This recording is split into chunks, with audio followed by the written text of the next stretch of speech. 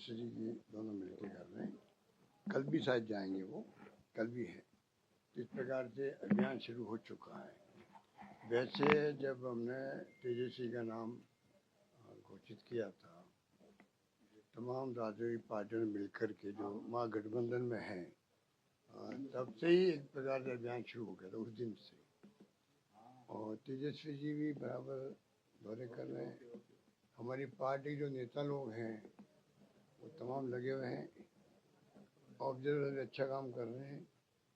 और दूसरा जो है, राहुल गांधी जी की जो यात्रा शुरू हुई थी 16 दिन की, तो उसके बाद में जो टेम्पो बना, एक नेगेटिव क्रिएट हो गया। भाई ये किस प्रकार का, 20 साल हो गए उनको सरकार में, 20 साल हो गए। और नीतीश कुमार जी ने कई पार्टियां बदलते गए, अलायंस करते गए, बनते बिगड़ते गए। उनकी छवि भी अच्छी नहीं रही, खराब हुई। कहाँ तो वो मुख्य प्रधानमंत्री के उम्मीदवार थे, और कहाँ आज उनको बीजेपी वाले भी नहीं पूछ रहे हैं पूरी तरह से। बीजेपी चाहे अमित शाह जी हो, चाहे कोई नेता हो, कई तरह की बातें करते हैं कि हम तो चुनाव के बाद देखें कौन मुख्यमंत्री बने। तो कहाँ तो पीएम बन रहे थे, और कहाँ मुख्यमंत्री बनेंगे कि नहीं बनेंगे, ये स्थिति बन गई इन लोगों की, ठीक है ना। तो उन स्थिति में चुनाव हो रहा है। यही बात है कि इनके पास धनबल का बहुत बड़ा इनके पास खजाना इकट्ठा हो गया है। खूब लूट लिया इन लोगों ने इलेक्ट्रल बॉन्ड के माध्यम से भी। वैसे भी कोई कमी नहीं है पैसे की। वो प्रयोग देखा हमने इनका महाराष्ट्र के अंदर भी। कोई कल्पना नहीं कर सकता जो पैसा बढ़ा वहाँ पर। और चुनाव कैसे जीत गए एक तरफा, ये पूरे देश को आश्चर्य होगा। हार जीत की अलग बात है, पार्लियामेंट में हम लोग जीते थे, और 3-4 महीने बाद में जो वहाँ पर सफाया हुआ सब पार्टियों का, ये तो पूरे देश के लोगों को विश्वास नहीं हुआ, पूरे देश के लोगों को। हरियाणा के अंदर माइक्रो मैनेजमेंट कर लिया हम लोगों ने, चलो भाई मान लेते हैं कुछ किया होगा, बराबरी पे आ गए, लगभग पॉइंटों में फर्क था। पर महाराष्ट्र की तो हार जीत एक अजीबा है, मतलब एक प्रकार से रहस्य बना हुआ है। तो ये जो राहुल जी का अभियान शुरू पहले ही हो गया टाइमली, और मैं समझता हूँ कि लोग, बिहार के लोग पॉलिटिकली बहुत समझदार होते हैं। एक शुरू से मान्यता पूरे देश के लोगों की है कि बिहार में पॉलिटिकल सोच होती है अलग तरह की। उम्मीद करते हैं कि वहाँ बैकवर्ड भी है, ईबीसी वाले भी हैं। ईबीसी का घोषणा पत्र एक प्रकार से राहुल जी ने वहाँ पे जारी करवाया है। और जो कुछ जातिगत जनगणना की बात पहले खुद ने बयान नहीं करी थी, राहुल गांधी जी ने दबाव दिया सरकार पे, पूरे देश के अंदर लागू होनी चाहिए। मना करते गए बीजेपी वाले, फिर आखिर में उनको मानना पड़ा, और कैबिनेट का निर्णय हुआ दिल्ली के अंदर, हम जातिगत जनगणना कराएंगे। ये राहुल जी की बहुत बड़ी विजय है। ये भी बिहार वासियों को मालूम है कि राहुल गांधी के कारण से पूरे मुल्क में जातिगत जनगणना अब प्रॉपर होगी। क्योंकि उनकी जातिगत जनगणना हुई थी बिहार की, उसको तो लोगों ने चैलेंज कर दिया सुप्रीम कोर्ट के अंदर। निर्णय हाई कोर्ट के, सुप्रीम कोर्ट आते गए, वो लागू नहीं कर पा रहे थे। और सरकार डबल इंजन की है, तब भी वो ये सब चलता रहा।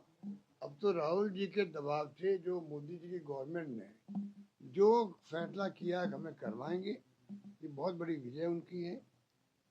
सब जाते हैं, उम्मीद करी थी कि एक बार 1931 में हुई थी, 31 के बाद में कभी नहीं हुई। तब कम से कम एक आ गया मामला, तब मालूम पड़ेगा भाई कौन जाते कितने लोग हैं। तो जो स्कीमें बनेगी भारत सरकार की, विभागों की या राज्यों की, तो एक साइंटिफिक वे से बन पाएगी। तो एक अच्छा फैसला हो गया। ये तमाम बातें आपके मैं इसलिए बोल रहा हूँ कि बिहार के चुनाव में एजेंडे के अंदर नैरेटिव के लिए ये काम आ रही है।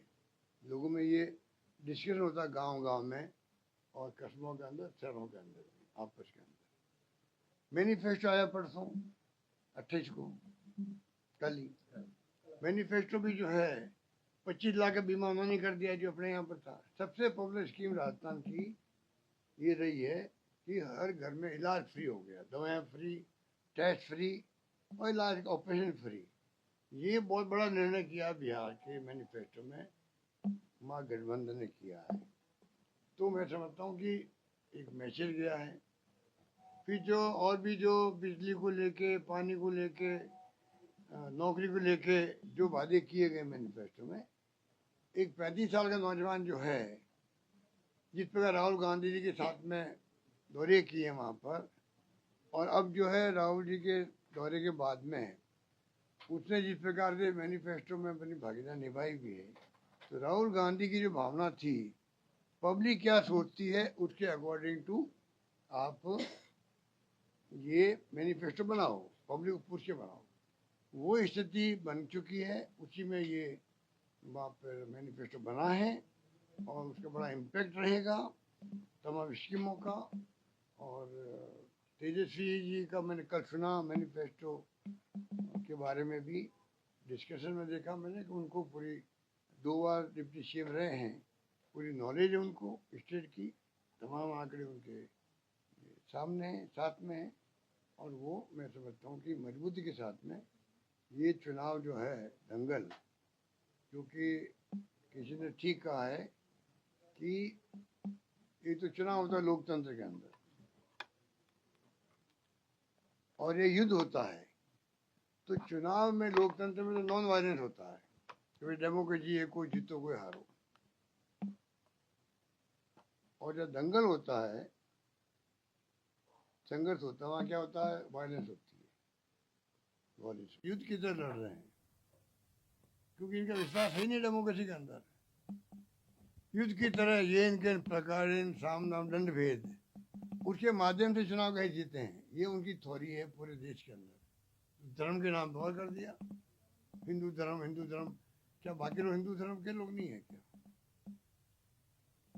आंकड़े बताते हैं कि कोई ये जो इनके परसेंटेज आ रही है वोटों की, वो 40 से नीचे आ रही है। तो 100 वोट पड़ते हैं पोलिंग, उसका एक बार 31% आ गया, एक बार 36% आ गया, एक बार 37% आ गया, ऐसे तो आ रहे हैं। इसका मतलब 70% का लगभग तो लोग खिलाफ वोट दे रहे हैं इनके। पर किस बात से घमंड कर रहे हैं लोग? ये चाहिए डेमोक्रेटिक जो संविधान की मूल भावना है उसके अनुसार चलें। और जो हालात बन गए देश में अहम घमंड के कारण से लोग बहुत चिंतित हैं, लोग जेलों में जा रहे हैं बेचारे। आलोचना करना तो देशद्रोही हो गया यहाँ पर देश के अंदर। जब डेमोक्रेसी का तो मुख्य भाग है नॉन वायलेंस और सबको साथ लेके चलने वाली बात है। आलोचना को सुनने का मादा होना चाहिए, वो इनमें नहीं है। ये तमाम बातें जो है ये बिहार चुनाव में नेगेटिव बनेगा हमारा, ये मैं कह सकता हूँ। महागठबंधन का सर अच्छा एक राइज हुआ है पिछले कुछ दिनों में, एक अच्छा नेट टू नेट फाइट में लोग कह रहे हैं कि नेट टू नेट फाइट है। मैंने कहा ना आपको कि इस बार चुनाव जीतना हमारे लिए बहुत जरूरी नहीं, देश के लिए जरूरी है। और ये चुनाव खाली बिहार का नहीं हो रहा है, इस प्रकार से देश में मैसेज देने का चुनाव है कि हरियाणा के अंदर क्या हुआ, दिल्ली में क्या हुआ और महाराष्ट्र में क्या हुआ। और इनको घमंड आ गया, तो घमंड अगर रहता है, अहम घमंड रहता है, तो डेमोक्रेसी के अंदर वो उचित नहीं है। मैं मानता हूँ अब इनको एक 20 साल के बाद में बदलाव चाहिए, बिहार को बदलाव होना चाहिए और पूरी ताकत लगाएगी महागठबंधन। तमाम महागठबंधन के पार्टनर हैं, सब एकजुट हैं, लोग लगे हुए हैं और हम लोग कामयाब होकर आएंगे। फसल खराबे का लोगों को मुआवजा नहीं मिल रहा, आपने भी कल क्या करें, इनका मुख्यमंत्री पत्र लिख दिए, बार बार याद दिला रहे हैं लोगों को। हम लोग 22-23 का मुआवजा नहीं मिला है। भरतपुर के लोगों को आते हैं, वो भरतपुर के लोग भी आते हैं, जोधपुर डिवीजन के लोग आते हैं कि वहाँ भी 23 का मुआवजा नहीं मिल रहा है किसानों को। आज 25 चल रहा है, तो आप कल्पना कीजिए कि अब फिर बरसात हो गई है, तो नुकसान जो हो रहा है इनको अर्जेंटली गिरदावरी करा के आउट ऑफ वे बात करके, आउट ऑफ बॉक्स बात करके इनको चाहिए मुआवजे का प्रबंधन करे और मुआवजा फसलों का दे। किसान अगली फसल कैसे बोएगा, उनके पास तो इतने साधन होते हैं। क्योंकि जो मोदी जी ने कहा था डबल इनकम कर देंगे, वो तो नाम ले नहीं रहे हैं, ना डबल इनकम हुई है। जब डबल इनकम हुई नहीं तो बेचारे परेशान हैं लोग। उनको चाहिए कि किस प्रकार से टाइमली मुआवजा दें, ये मेरी मांग है।